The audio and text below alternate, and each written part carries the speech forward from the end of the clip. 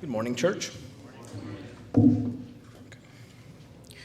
Okay, we'll be reading in Jude, the book of Jude, verses 22 and 23. So almost at the end, verses 22 and 23.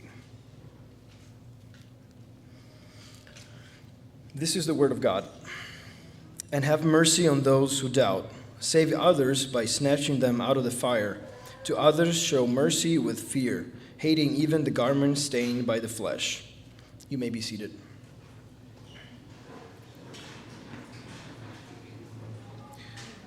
So up to this point, we've seen that Jude has written about contending for the faith and for the truth in light of false teachers, perversions of the gospel and of the true Christ that were coming into the church at that time.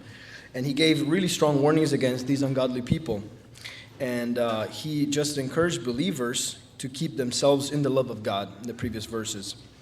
And now he looks out to how they are to behave towards others. Probably he's addressing people in the church, but I think it has a wider application as well. And he seems to have three groups in mind. The first one is those who are doubting and probably beginning to question the faith they had embraced at first, maybe oscillating between two sides, two opinions they were hearing. And it says to have mercy, to have compassion on these people, to go easy on them, in a sense, to be compassionate and not just dismiss them because of their doubts. The second group would be those who have begun to probably buy into these teachers and embrace some of their sinful ways, and it says to snatch them out of the fire. In other words, it's almost as if it's saying it's not too late, you can still save them. They're in the fire, they're almost lost, but you can still save them. And the third group seems that they've gone all the way. They are lost. And it says to have mercy, to show compassion, but with fear. So pretty much as we would do with the rest of the lost, but with fear. In other words, don't get dragged in their sin.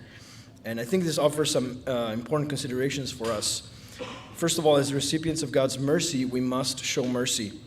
If we truly understand our condition and the mercy that we have been given, we cannot think that we are more worthy than anybody else. We must show discernment. The fact that he points to three groups tells me that we don't treat everybody the same. Everybody's on their journey with different struggles, doubts, challenges that we don't know about. And very important then, the third point, we must be on guard for the contagiousness of sin. Reminds me of 1 Corinthians 10:12. Let anyone who thinks that he stands take heed lest he fall.